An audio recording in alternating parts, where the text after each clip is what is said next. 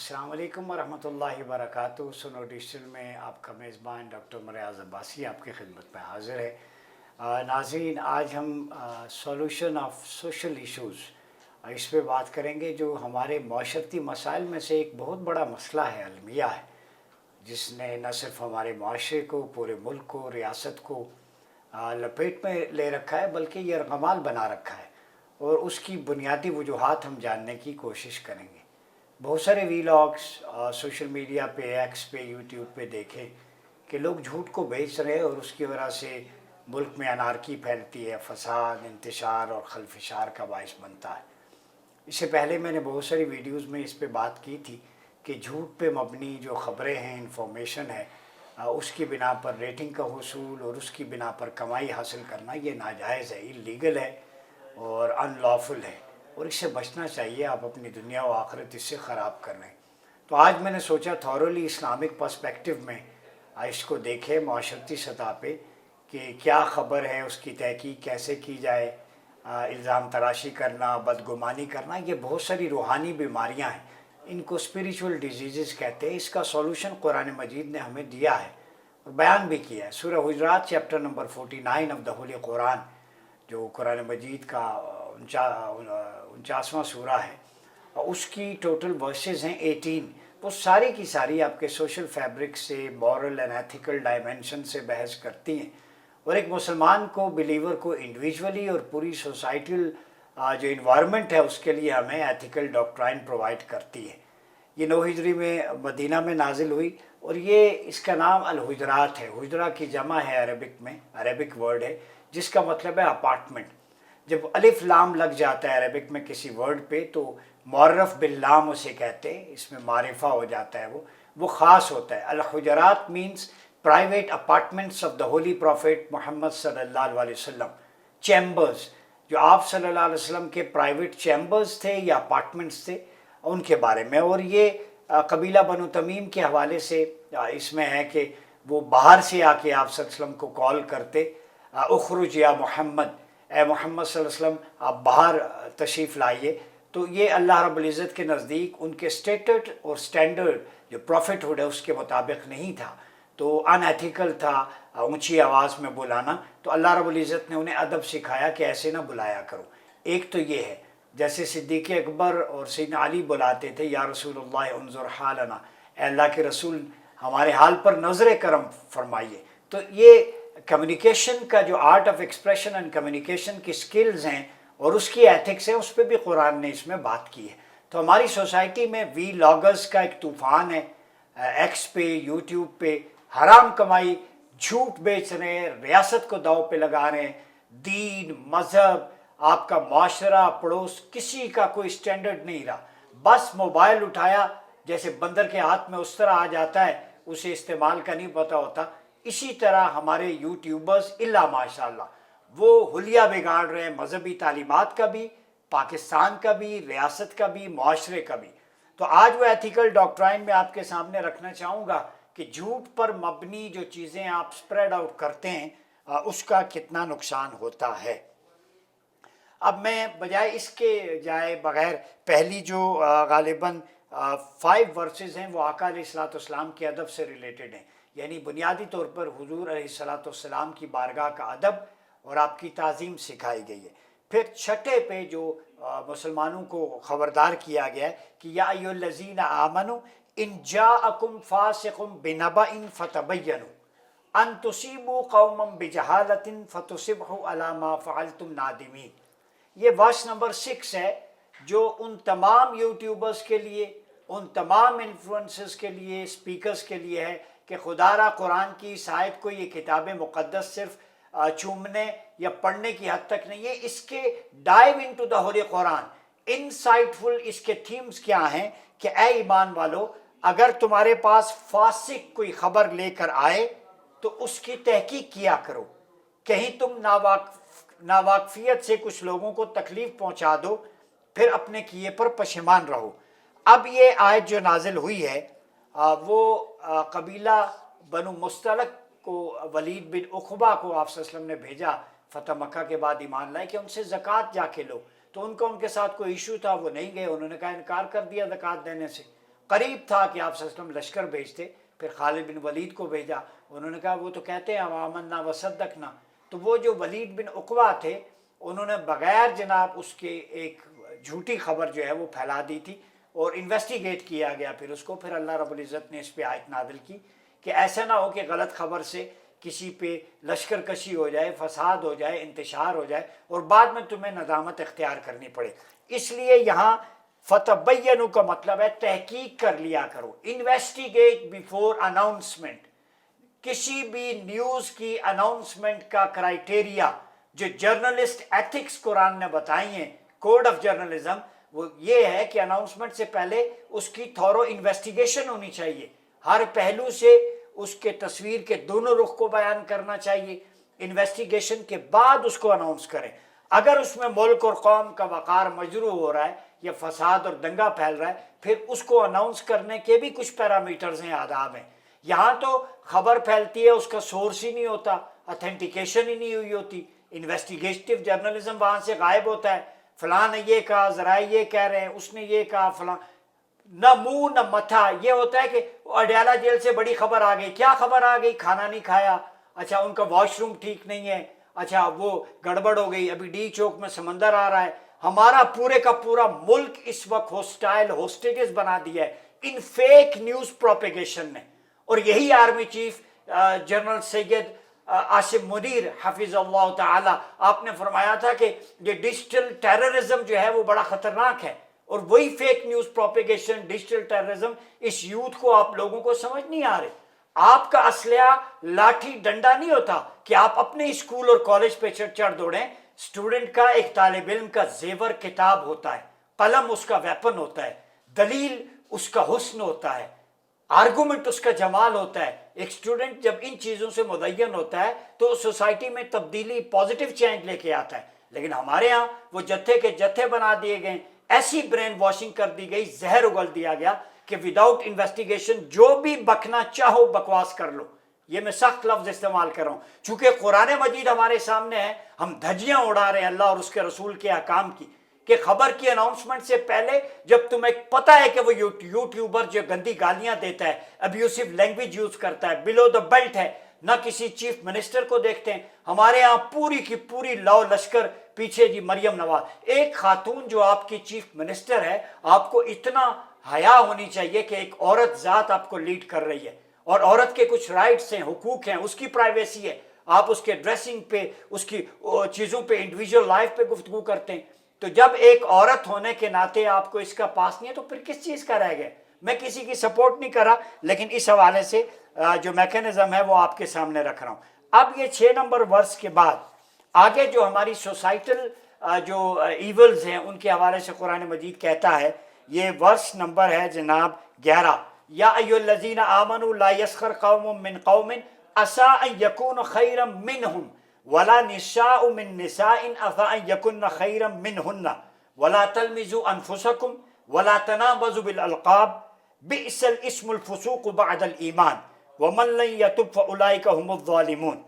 اب یہ 11 نمبر ورس جو ہے، اس کو پڑھ کے میرے سمیت ہر شخص اپنے گریبان میں جھانکے۔ وہ کیا ہے؟ ایمان والو، مردوں کا کوئی گروہ دوسرے گروہ کا مذاق نہ اڑائے، تمسخر اڑانا حرام ہے۔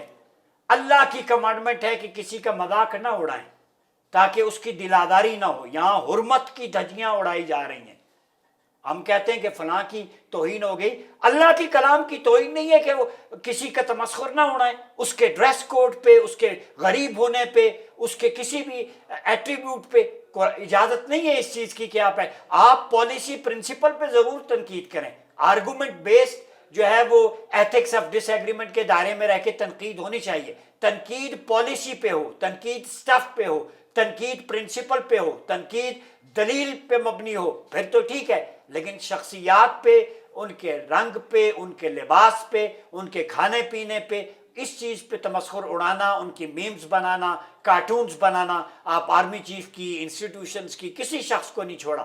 تو یہ معاشرہ تہذیب یافتہ سے پراگندگی کی طرف اور اپنے زوال کی اتھا گہرائیوں کی طرف جا رہا ہے، اور اسی لیے میں خبردار کر رہا ہوں، یہ قرآن پڑھیں کہ ایک گروہ دوسرے کا مذاق نہ اڑائے۔ ہو سکتا ہے کہ وہ ان مذاق اڑانے والوں میں سے بہتر ہوں، ٹھیک ہے، مذاق اڑانے والے جو ہیں ان سے شاید وہ گروہ بہتر ہو، یہ قرآن کہہ رہا ہے، ٹھیک ہے، اور نہ عورتیں دوسری عورتوں کا مذاق اڑائیں، ہو سکتا ہے وہ ان سے بہتر ہوں۔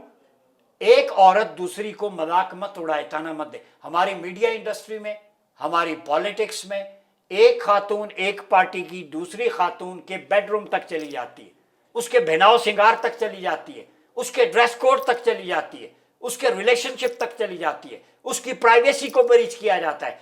قرآن کیا کہتا ہے؟ وَلَا نِسَاءٌ مِّن نِسَاءٍ، ایک عورت دوسری کا مذاق نہ اڑائے، ہو سکتا ہے کہ وہ ان سے بہتر ہوں۔ تم جس کا مذاق اڑا رہے ہو اپنے دامن میں پہلے جھانکو۔ تو یہ سیلف اکاؤنٹیبلٹی کا کانسیپٹ ہے۔ خواتین کو بھی میں بتا دوں، یہ خواتین میں بڑی گندی عادت ہوتی ہے، غیبت، چغلی، عیب جوئی۔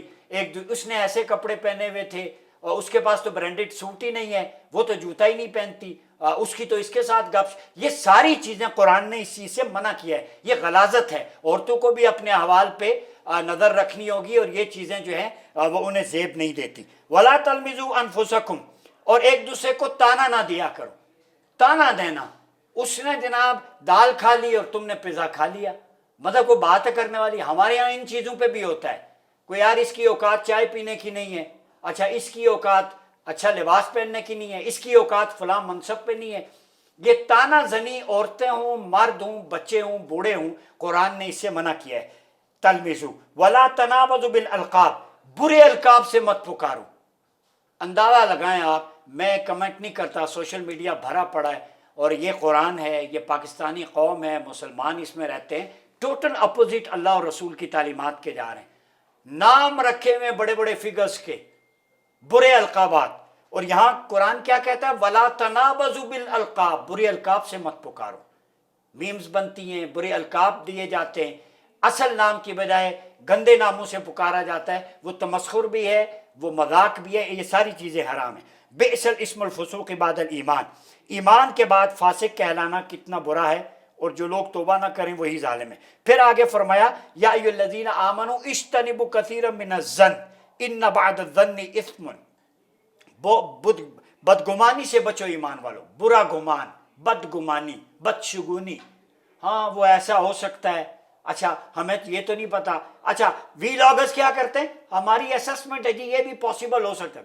What naan sense! قرآن کہتا ہے اجتنبوا کثیرا من الظن، کہ اکثر زن جو ہے وہ بدگمانی جائز نہیں ہے، اس سے بچو۔ وہ کیا ہے؟ بعض گمان گناہ ہوتے ہیں۔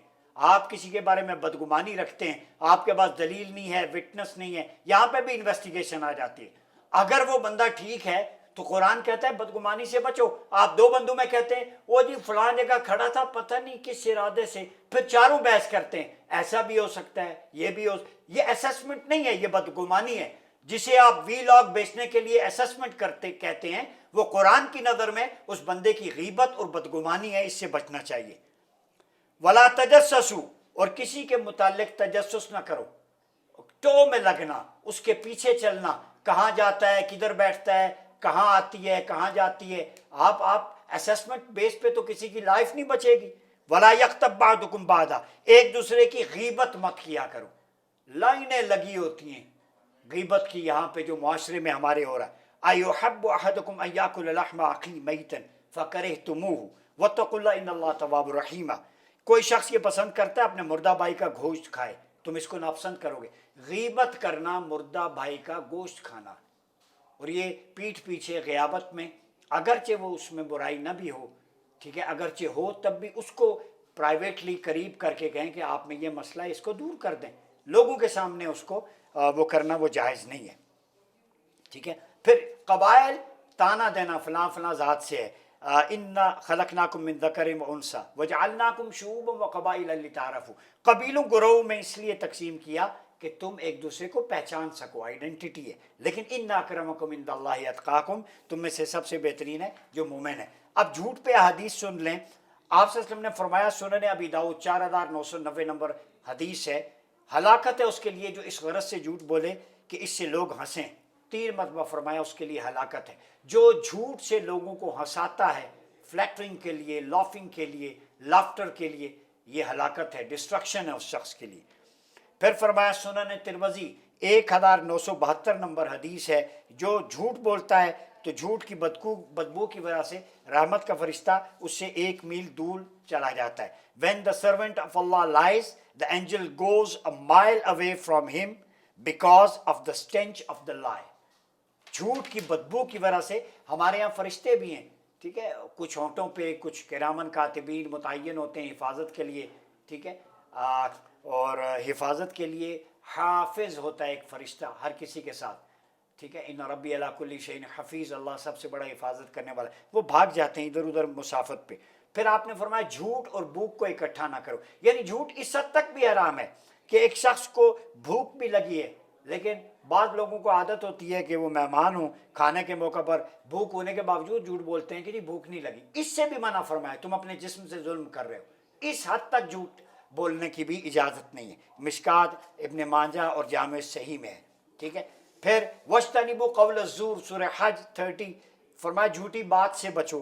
فَنَجْعَلْ لَعْنَتَ اللَّهِ عَلَى الْكَاذِبِينَ, جھوٹوں پر اللہ کی لعنت. تو یہ پورا فریم ورک بتانے کا مقصد یہ تھا کہ جتنے بھی ایشوز ہیں, چاہے کرنٹ کسی کے ساتھ زیادتی ہوئی نہیں ہوئی کیا ہوا, وہ یار پہلے انویسٹیگیشن تو کرو. میں اداروں سے بھی کہوں گا, چیف جسٹس آف پاکستان جو ابھی ہیں, ان کے دن ہیں ظاہر ہے, ابھی وہ بیٹھے ہیں, قاضی فائز عیسیٰ صاحب, آپ اس منصب پہ فائز ہیں, آپ کا فرض ہے اگر منال پہ نسلہ ٹاورز اور دیگر بلڈنگز پہ آپ سوموٹو لے سکتے ہیں تو آپ یہ واقعہ جو ہوا ہے یا نہیں ہوا اس پہ سوموٹو لیں. ایک جوڈیشل کمیشن بنے, آپ پہ اعتماد ہوگا قوم کا, قوم کو اعتماد ملے تاکہ ملک فساد دنگے سے محفوظ رہ سکے. اور میری گزارش ہے ان یوٹیوبرز انفلوئنسر سے, یہ ہاتھ میرے دیکھ لیں جوڑے ہوئے ہیں, اللہ کے لیے جھوٹ کی کمائی حرام ہے, اپنی نسلوں کو برباد نہ کریں, اس ملک کا خیال کریں. بڑی مشکلوں سے ایک شنگھائی تعاون تنظیم کا اجلاس ہوا ہے, اب دوبارہ بہاریں آ رہی ہیں, امن قائم ہو رہا ہے, انویسٹمنٹ آ رہی ہے, SIFC اپنا کام دکھا رہی ہے, اور army chief general Syed Asim Munir آپ کی قیادت میں اور حکومت کے جتنے بھی انسٹیٹیوشنز ہیں, گورنمنٹ کے ریاست کے ادارے مل جل کے قیام امن کی بحالی میں کردار ادا کر رہے ہیں, تو ان کا ساتھ دیں. اور نوجوانوں سے, طلباء سے میں کہتا ہوں کہ اگر ایسا انسیڈنٹ ہوا ہے تو میں بھی آپ کے ساتھ کھڑا ہوں, آپ کو انصاف ملنا چاہیے. اگر ایسا ہوا ہے پہلے انویسٹیگیشن ہو. اب دوسری بات یہ ہے کہ جس انسٹیٹیوٹ میں آپ پڑھے ہیں, جو بھی پنجاب کالج ہے, جو بھی ادارے کا, بلڈنگ کا, فرنیچر کا, پولز کا کوئی قصور نہیں ہے, آپ کی فیسوں سے, ہمارے ٹیکس پیئرز کے پیسے سے بنتی ہیں. تو یہ تھوڑا شعور رکھیں, آگہی پہ زور دیں. چیف جسٹس آف پاکستان اس پہ سوموٹو لیں اور اس ایشو کو ریزالو کریں. اپنا بہت خیال رکھیے گا. اپنے میزبان ڈاکٹر مریاض عباسی کو اجازت دیجیے. اللہ حافظ.